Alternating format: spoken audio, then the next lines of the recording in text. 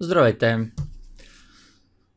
Днешната тема ще бъде липсата на въздушни линейки и защо отново сме единствените в Европейския съюз, които няма наличност на такива. И започваме дългата сага с перипетии за закупуване на медицински хеликоптери. Първата статия, която съм отворил, е в Капитал, 28 ноември 19. Министерството ще купи хеликоптер за 20 милиона лева. Парите идват от Европейската програма Региони в растеж. И тук е важна една информация. Последните хеликоптери, които се използваха, които вече са продадени в Грузия, те ги продадоха в Грузия, вече нямаме такива хеликоптери. Последните хеликоптери, които се използваха за спасителни мисии в България, бяха швейцарски и по информация на Капитал са купувани втора ръка на цена 6 милиона евро за брой. Продължаваме. И ето вече февруари 20 година. След дълги преговори Министерство на регионалното развитие, благоустройството и Европейската комисия, страната ни ще получи 20 милиона лева по оперативна програма Региони в растеж. Страната ни ще получи 20 милиона лева по оперативна програма Региони в растеж. Естествено, след трагедията в Стара планина става отново задействането, както беше и всички възможни трагедии, пътни происшествия, действа се на пожар. Отново проект. Видяхме 19-та, 20-та година. Продължаваме. 20-та година, 20 февруари. Това е дублирана, може би, статия. Ще придобие 2 хеликоптера, линейки. Стана ясно след брифинг в Народното събрание. Средствата са в размер на 20 милиона лева. Значи потвърждаваме 20-та година, февруари месец ще купуваме 2 хеликоптера. Европа ни даде пари, същата новина, че ще купиме въздушни линейки. И какво става на 1 декември? След 10 месеца. ГЕРБ и Обединени патриоти отхвърлиха предложението на БСП да се заделят 25 милиона за покупка на 2 медицински хеликоптера.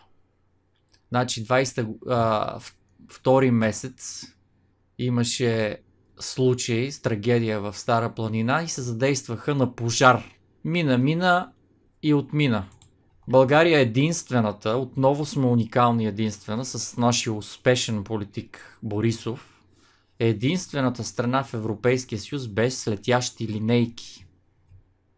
България е единствената страна в ЕС, която няма изградена система за спешна медицинска помощ по въздух. Дори Северна Македония, която Борисов стопира по пътя и за ЕС, има 2 медицински хеликоптера. Ето, за това говоря, за това е и темата. У нас няколко поредни правителства са абдикирали от задължението си да осигурят специализиран въздушен превоз при злополука, въпреки че не спират да повтарят, че по-голяма ценност от човешкия живот няма. И проектите естествено се проектират далече в бъдещето. Първия може би ще дойде през 23-та година. Значи ГЕРБ блокират, може би ще дойде през 23-та. Следващата новина пак е от същото, през декември месец става дума, по същото време. По-рано през ноември министър-председателя Бойко Борисов каза по време на живо включване в личния си профил, че се планира закупуването на 2 хеликоптера. Планове, години планове и резултат никакъв. А колко е просто? Виждате. Цък. Юрокоптер. Цена Ето го модела, стойността на този самолет, на този хеликоптер. Става ли? Както се вижда, става за спешна медицинска помощ. Никак не е трудно. Може би пък Бел, да видим Бел. Той се произвежда, доколкото си спомням, да, ето го, Южна Корея и Щатите и Канада. Доста интересен също вариант. Цената му е по-ниска. Отново става за пренос на за спешни ситуации. Ето го друг вариант. Модела е друг. EC-135 на Юрокоптер. Цената каква е? Ето цъкаме, виждаме го какъв е. Ама това трябва да го прави правителството. И естествено някой от неговите... Между другото, по времето на Борисов администрацията скочи с 7000 човека. Броя на администрацията нарасна с 7000 човека. Виждате, няма кой да го направи това търсене, няма кой да направи запитването. И тук съм отворил, нека да помислим защо се получава така, че България единствена няма такива въздушни линейки в Европейския съюз, дори Македония има такива. Средствата се отпускат, някъде отиват, но чудно защо се получава така. И тук съм отворил легендарното интервю на Борисов с немския вестник. През последните 10 години ние осъществихме множество реформи, които са уникални за региона. Те включват реформиране на банковата система. Сега ще видите взаимовръзката, защо съм отворил това, защо започнахме с вертолетите и реформите в банковата система. Ето, юни месец тази година Първа инвестиционна банка пласира 40 милиона акции на цена близо 5 лева на акция при оценка на свободния пазар от 2,7 лева за акция. Тъй като при стрес тестовете тя е показала капиталов недостиг. Недобре менажирана банка. Въпреки платените милиони, държавата няма да има контрол върху работата на банката. Досегашните собственици на Първа инвестиционна банка Цеко Минев и Ивайло Мутафчиев ще запазят контрола си върху банката със своите общо 62% от акциите. Банката беше спасена от държавата по време на голямата банкова криза през 2014, когато бе срината Корпоративна търговска банка. Значи, това е много важен маркер. Даже те са два. Държавната помощ през тази 20-та година, държавната помощ през 14-та година. Значи Корпоративна банка се срина. Сринаха я Корпоративна банка, но банката на Цеко Минев и Ивайло Мутафчиев остана. Ето как стана попълването на капиталовия недостиг. Как стана държавната помощ? Значи държавата купи на двойно по-висока стойност акции спрямо пазарната им стойност, с което помогна на двамата собственици да запазят контрола си върху банката. Ако беше купил акциите на двойно по-ниска цена, каквато е пазарната им стойност, държавата най-вероятно щеше да придобие контрол над банката. Но не това е било условието в задачата. Условието в задачата е било да се налеят държавни пари, но контрола на банката да остане в сегашните им собственици. Продължаваме. В легендарния фонда на фондовете, 19-та година. Значи година по-рано съм отворил една статия. Въз основа на извършената оценка, Първа инвестиционна банка е класирана на първо място по всички обособени позиции. Цената на инструмента е да подпомогне предприемачеството чрез кредитиране, включително на лица от определени уязвими групи, като безработни над 6 месеца, младежи до 29 години и хора с увреждания. Ето, 26 милиона лева от фонда на фондовете отиват в Първа инвестиционна банка. Година по-рано. 14-та година е подпомогната, 19-та година чрез фонда на фондовете държавата изсипва 26,4 милиона лева, като официалната й цел е подпомагане на уязвими групи, безработни, младежи до 29 години, хора с увреждания. Добре, окей. Продължаваме напред. Първа инвестиционна банка се здоби с рейтинг Fitch. Говорим за 11 ноември, след помагането, последното подпомагане, където държавата изсипа доста пари в тази банка. Се здоби с рейтинг от Fitch, което е 5 нива под границата за инвестиционен клас и 7 под рейтинга на България. Това е най-ниската оценка сред следените от агенцията български банки. Като перспективата по нея е отрицателна. И какво прави ПИП? ПИП се отказа от рейтинговите услуги на Fitch и Moody's. 100 милиона евро трябваше да се покрият с свеж кеш и поради липсата на частен интерес 70% от сумата беше записана от ББР, Българската банка за развитие, срещу което тя придоби скромния дял от 18%, тъй като взе, както преди малко казах, акциите на двойна цена. Значи грубо казано от 100 милиона, Българската банка за развитие дала 70%, доколкото разбирам, това са 70 милиона. Нали така, доколкото разбирам. Същия ден, когато ги е дала, тя е загубила половината. Значи представете си, за да бъде по-ясно, събирали сте цял живот, скрити някъде в някой шкаф пари, да речем 10 000 лева, отивате в банката и веднага след като ги внасяте в банката, от тези 10 000 лева, които разполагате в кеш, те стават 5 000. Кой нормален човек би направил такъв трансфер? Явно само успешния политик Борисов. Увеличението беше записано от цена 5 лева за акция, около 2 пъти над пазарната цена тогава. Днес акциите се търгуват, ще видим след малко, 1,86. Продължаваме. Всичко това е свързано с началната тема на днешното видео – липсата на въздушни линейки. Видяхте, от 70 милиона, доколкото се вижда по информацията, а те може би са и повече, защото прозрачност за информация няма в България. Ето я да продължим. От 70 милиона веднага моменталически са загубени 35. На места на държавата беше очаквана от много анализатори, тъй като в продължение на близо година банката не успя да намери достатъчно капитал. Не случайно.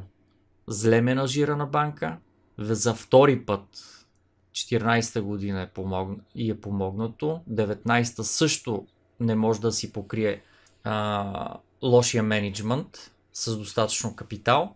Ето го, дупката е от 510 милиона, открита при стрес тестове 19-та година. Двамата инвеститори са изкупили всички 110 милиона права. Да се съгласим, че е така. Един е изкупил 180 милиона права, даващи възможност да придобие близо 39 милиона акции срещу малко над 196 милиона и да стане 26% собственик от капитала на банката. Това показва, ако Българската банка за развитие е наляла 196 милиона за тези 26%, значи направо положението е трагично. Близо 200 милиона, тя губи моменталически 100 милиона. Сетете се в началото на видеото колко струва въздушните линейки. Може би най-скъпия вариант 11 милиона евро, демек 20 милиона лева. Ако това е вярно, значи България след този трансфер на тези пари, моментално от тези близо 200 милиона е загубила 100, тъй като тя е платила двойно по-висока цена на акциите, отколкото са били на пазарната й стойност в момента. Говорим, нека да видим датата. Я да видим коя дата беше това. Юни месец. Значи юни месец и забележете. Забележете каква е стойността днес. Стойността на акциите на Първа инвестиционна банка е 1,86 за акция. Преди 6 месеца страната ни е платила 5 лева за акция. А 5 лева стойността на тези акции е била, нека да се върнем, септември 18. Дори и тогава не е била, значи може би... Ама чакайте, и тогава не е била. Да, 5. Около март месец 18 година е била стойността на акциите на Първа инвестиционна банка 5 лева. Е, това прави успешния политик Борисов. Влага близо 200 милиона български пари на българския данъкоплатец и точно след една минута тези пари стават 100 милиона. Успешната инвестиция на Борисов. Моментална загуба на милиони, на десетки милиони. Защо няма въздушни линейки в България? Защо сме на последно место по всички ключови критерии в страната? Нека продължим, защото всичко има опашка. Цялата история се оказва, че има опашка. Приватизацията на въжени линии стана изцяло под политическото ръководство на ГЕРБ 2007 година. Това са същите господа собственици на Първа инвестиционна банка. Тогава техният дългогодишен познайник кмет Борисов им прехвърля въжените линии в София, Витоша планина. И какво се оказа сега?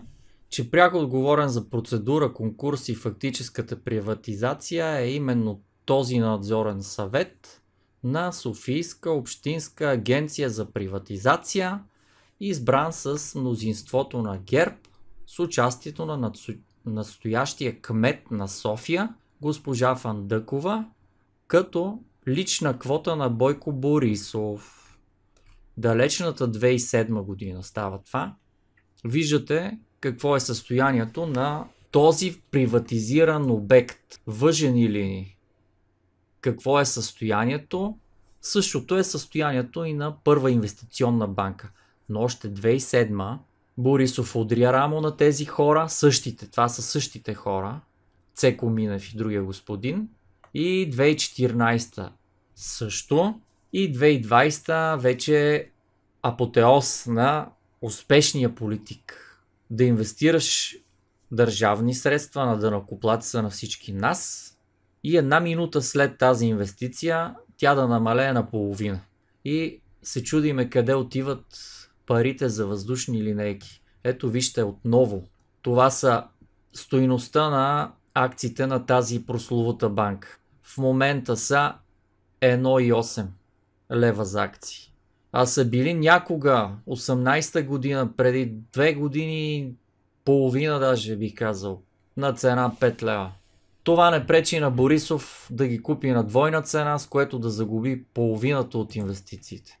И не случайно съм отворил дефиницията за олигархия и ще я прочета отново за коли път. В съвременния смисъл на думата, олигарси са онези състоятелни граждани, които са мобилизирали държавната, изпълнителна и законодателна власт.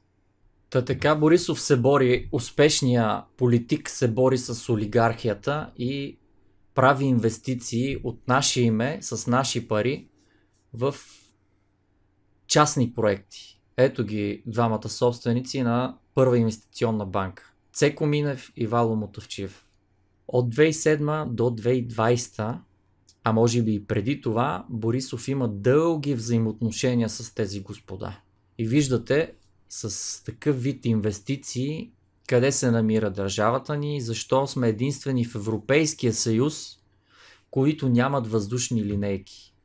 И тъй като знаете, че аз обичам статистиката, какво съм отворил? Още една много показателна статистика. Индекс на човешко развитие.